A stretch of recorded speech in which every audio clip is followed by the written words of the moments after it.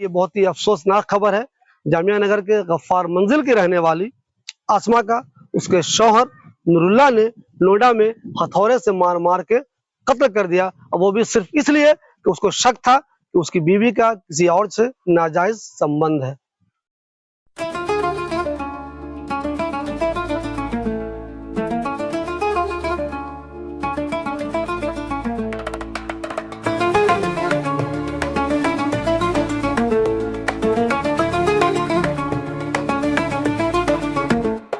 दोस्तों, हम सब जानते हैं कि अवैध संबंध के शक में आए दिन मर्डर के वाकयात होते रहते हैं।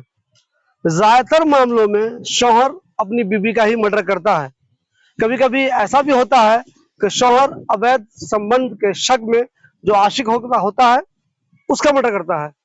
आप लोग अभी मुस्कान वाला मामला भूले भी नहीं होंगे, जब मुस्कान ने अपने आशिक के साथ मिलकर अपने हस्बैंड को बुरी तरह से मारा, टुकड़े टुकड़े कर दिए और उसे एक ब्लू डब्बे में डाल दिया।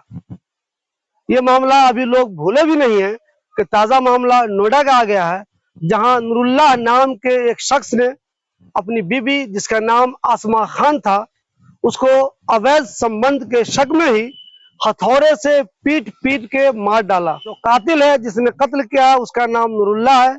उसकी उम्र 55 साल है और बिहार के चंपारण का रहने वाला है। और जिसका उसने कत्ल किया, यानी कि जो उसकी बीबी है आसमा खान, उसकी उम्र 42 साल है और वो जामिया नगर के गफ्फार मंजिल की रहने वाली थी। आसमा ने जामिया मिल्ला इस्लामिया से इंजीनियरिंग की तालीम हासिल की थी। उसके बाद वो नोएडा की एक कंपनी में जॉब कर रही थी। नूरुल्लाह के बारे में जो पुलिस ने बयान दिया है, जो पुलिस की रिपोर्ट आई है, उसके मुताबिक नूरुल्लाह बेरोजगार था, उसका काम कुछ अच्छा नहीं चल रहा था। इस ताल्लुक से नोएडा पुलिस की जो रिलीज आई है और आसमा के रिश्तेदारों ने जो बताया है, उसके मुताबिक नूरुल्लाह और आसमा की शादी 2005 में हुई थी, यानी कि इनकी शादी को 20 साल हो चुके हैं। इन दोनों के 2 बच्चे हैं। एक बेटा है 19 साल का, जो कि इंजीनियरिंग की पढ़ाई कर रहा है, और एक बेटी है 8वीं क्लास में पढ़ती है। वो गौर कीजिए, शादी के 20 साल बाद भी इन दोनों के रिश्ते कैसे थे कि शौहर ने बीवी को एक दिन मौत के घाट उतार दिया। बताया जा रहा है कि शौहर को शक था, पिछले साल बीवी यानी कि आसमा को इसके शौहर नूरुल्लाह ने किसी से कॉल पर बात करते हुए देख लिया था। तब से इसको शक था इसकी बीवी के किसी से नाजायज ताल्लुकात हैं। तब से बात बात पे इसका बीवी से झगड़ा हुआ करता था। जुमरात को भी बीवी से इसका बहुत ज्यादा झगड़ा हुआ। जो दूसरे घर वाले वहां मौजूद थे, जो बेटा मौजूद था, उसने समझाने की कोशिश की। उसने अपने रिश्तेदारों को भी बुला लिया कि झगड़ा नहीं होगा, लेकिन इसके बावजूद भी झगड़ा होता रहा। जुमा को सुबह में भी इन दोनों के बीच झगड़ा हुआ।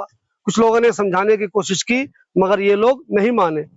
कुछ देर के बाद जब मामला शांत हो गया, लोग अपने अपने कमरों में चले गए। उसी दौरान मौका देखकर नूरुल्लाह ने अपनी बीवी पर एक जोरदार हथौड़ा मारा सर पे। पहला हथौड़ा लगते ही उसकी बीवी आसमा बिल्कुल बेहोश हो गई।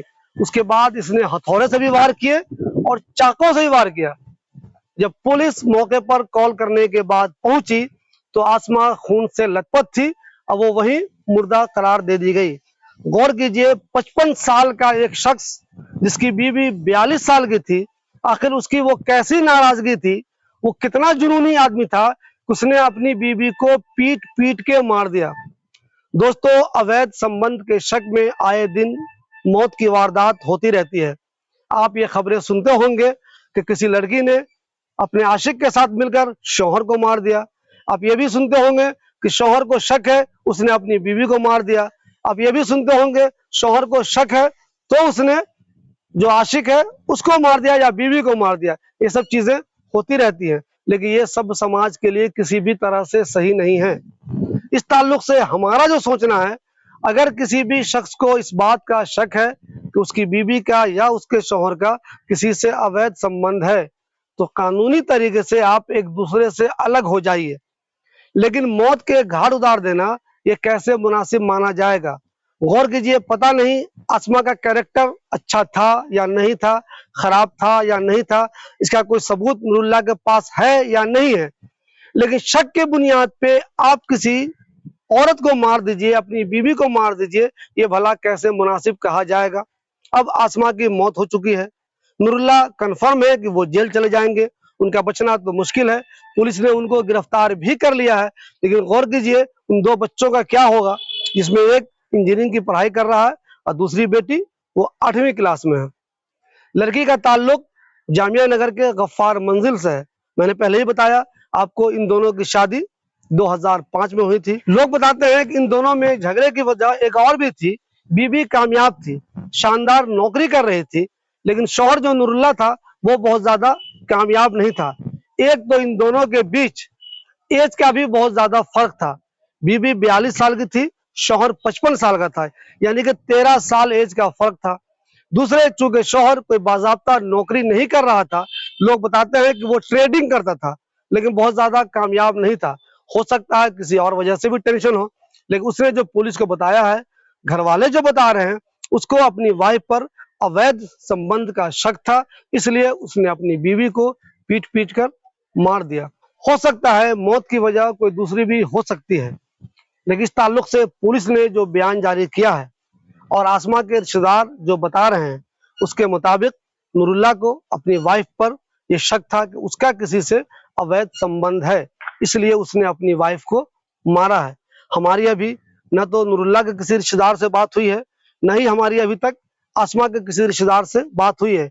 हमारी कोशिश होगी कि हम उनके किसी रिश्तेदार से बात करें, और अगर कोई दूसरा एंगल है, कोई दूसरी वजह है, या इस ताल्लुक से कोई और नई बात है, तो हम उसकी खबर भी आपको दिखाएंगे। फिलहाल ये बहुत ही अफसोसनाक खबर है। जामिया नगर के गफ्फार मंजिल की रहने वाली आसमा का उसके शौहर नूरुल्लाह ने नोएडा में हथौड़े से मार मार के कत्ल कर दिया, और वो भी सिर्फ इसलिए कि उसको शक था कि उसकी बीवी का किसी और से नाजायज संबंध है।